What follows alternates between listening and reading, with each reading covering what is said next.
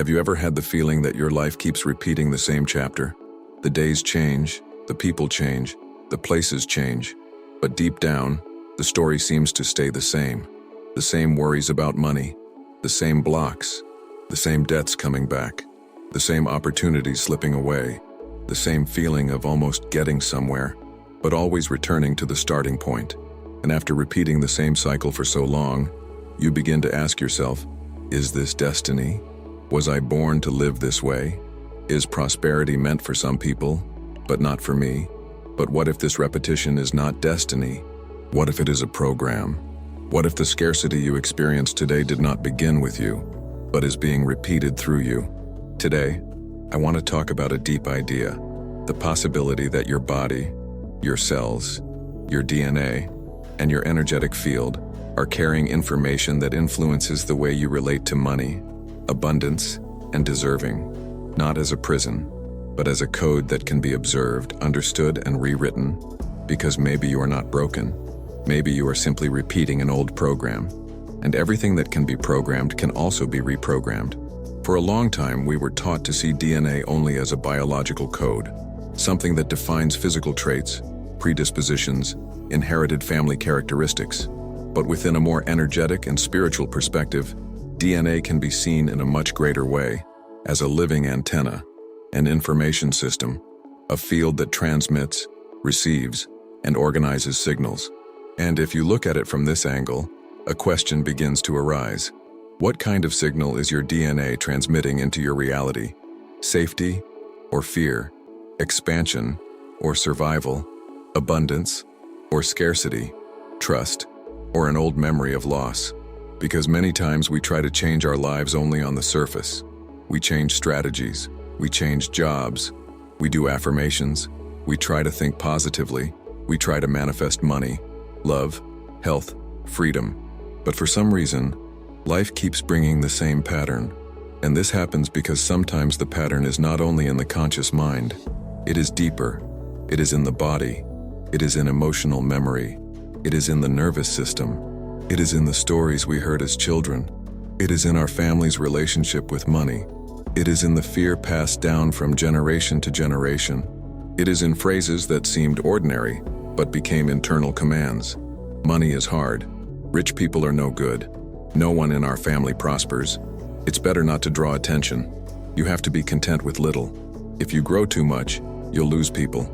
Maybe you have never stopped to think about this, but your body heard it, your unconscious recorded it, your energy adapted, and without realizing it, you may have learned to associate abundance with danger, prosperity with guilt, success with rejection, money with conflict, growth with loss.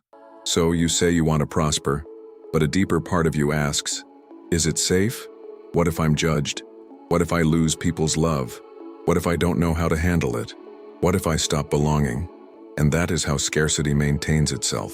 Not because you want to suffer, not because you do not make an effort, not because you do not deserve it, but because, on some deep level, scarcity may be serving an invisible function. This is one of the most important ideas in this video. Sometimes, scarcity has a hidden usefulness. It can protect you from being seen. It can protect you from being criticized. It can keep you attached to someone. It can prevent you from making a difficult decision. It can stop you from growing and having to assume a new identity. It can keep you belonging to a family story. It can be an unconscious form of loyalty. Loyalty to your mother's pain. Loyalty to your father's sacrifice. Loyalty to your family's poverty. Loyalty to an old narrative that said, in our lineage, life has always been hard. And here is something very important. Your soul may desire abundance, but your system may be programmed for survival. And as long as this programming is not seen, you may keep trying to create a new future using an old code. It is like trying to install a program of expansion on a system that is still running fear. You may move forward a little, but then you freeze. Go back, self-sabotage, postpone, get confused, and start all over again. That is why the first step of transformation is not forcing yourself to think positively. It is seeing the program. It is having the courage to ask, what is this scarcity protecting in me? What do I gain unconsciously by remaining in this situation? Who would I stop being if I prospered? Who might I feel I was betraying if I went further? What old fear wakes up when I imagine an abundant life? These questions may be uncomfortable, but they open doors, because often the block is not where you think it is. You believe the problem is lack of money, but it may be fear of freedom. You believe the problem is lack of opportunity, but it may be fear of exposure. You believe the problem is lack of luck, but it may be an invisible pact with the identity of someone who has always had to struggle. When you begin to see this, something changes. You stop being only a victim of repetition. You begin to observe the mechanism. And whoever observes the mechanism begins to recover authority over it. Now, let's talk about the body, because none of this happens only in the mind. Every repeated emotion creates an internal environment. When you live in fear, tension, urgency, and scarcity, the body enters defense mode. And a body in defense does not expand. It protects, it contracts, it avoids risk, it saves energy. It does not create freely because it is busy trying to survive. But when you begin to cultivate states such as gratitude, trust, courage, presence, and love, the body receives different information.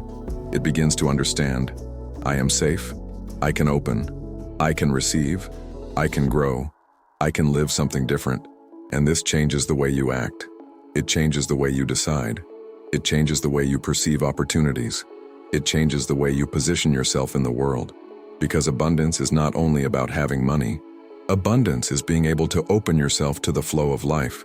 It is having inner space to receive without guilt. It is being able to choose with more freedom. It is living without feeling that life is constantly against you. Money is an expression of that energy. But before it appears as a number, it appears as a relationship with value, a relationship with deserving, a relationship with service, a relationship with trust, a relationship with the way you allow yourself to take up space in the world. And here comes a profound shift. You need to stop blindly believing in the reality your eyes are seeing right now, because what you see today is, many times, only the echo of old commands. Today's bank account may be the reflection of an old mindset. Today's lack may be the reflection of an old emotion. Today's repetition may be the reflection of an old identity. What is in front of you is not necessarily a sentence. It may only be a delayed reflection of what was practiced before. And if that is true, you do not need to keep obeying the past. You can begin to issue a new order, not a pretty sentence without feeling, but a true internal command. A command that involves body, emotion, intention, and action. You can say, I no longer authorize my body to repeat scarcity programs that do not belong to my future. I withdraw my energy from all patterns of fear, guilt, and limitation. I release unconscious loyalties to pain, poverty, and sacrifice. I choose a new relationship with money, abundance, and prosperity. I allow my cells to learn safety in expansion.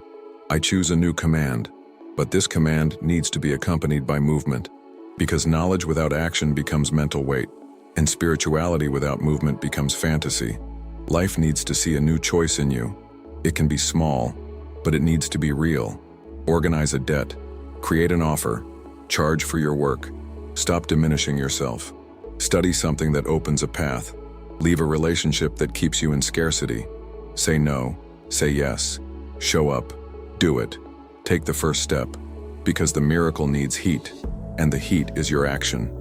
It is the movement that shows the field that you are not only wishing for a new reality, you are becoming compatible with it.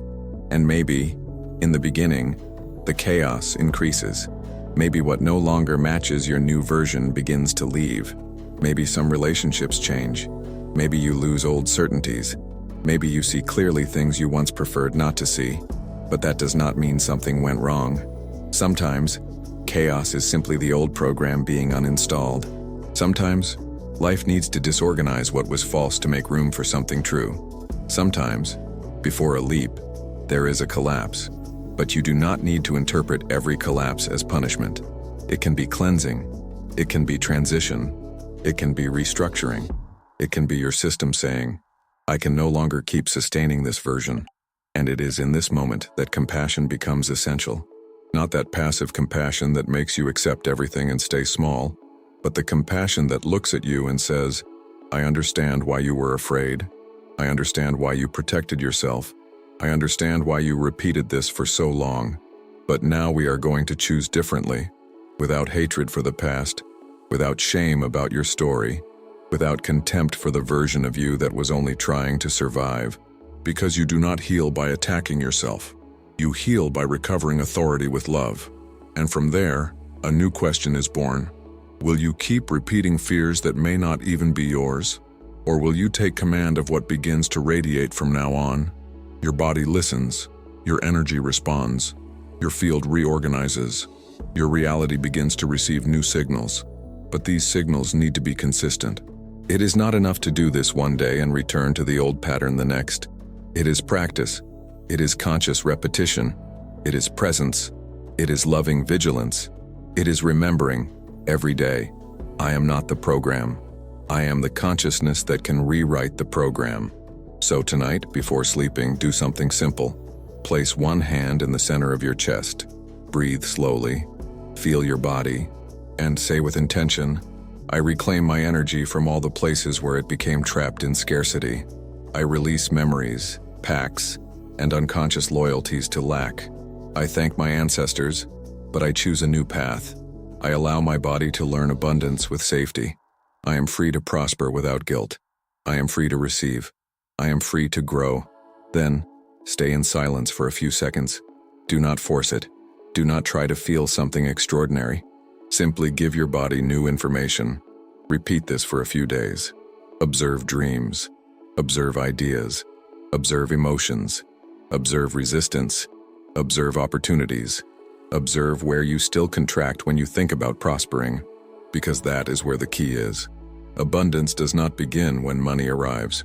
Abundance begins when you stop being incompatible with receiving, when your body stops treating growth as danger, when your energy stops obeying guilt, when you understand that prospering is not betraying anyone. It is not abandoning your origin. It is not becoming a cold person. It is not losing your essence. Prospering can be honoring the life that reached you. It can be healing a lineage. It can be opening a path that no one before had the courage to open. It can be saying to your body, now it is safe to live differently. Maybe your DNA has carried fear for a long time, but that does not mean it needs to keep repeating fear forever. Maybe your cells learned scarcity, but they can also learn safety. Maybe your family knew a lot of struggle, but you can discover a new way to walk. You do not need to deny your story. You just do not need to remain trapped in it. So if this video found you, maybe it is not by chance. Maybe it is a reminder. You are not condemned to the old pattern. You are not only the result of the past. You are not only the pain you inherited. You are also the consciousness capable of choosing another command. And when you choose another command with presence, emotion, and action, reality begins to listen. If this message made sense to you, subscribe to the channel to receive more content about manifestation, prosperity, energy, abundance, and inner transformation. And write in the comments, I rewrite my code, because from the moment you perceive the program, you have already begun to leave it.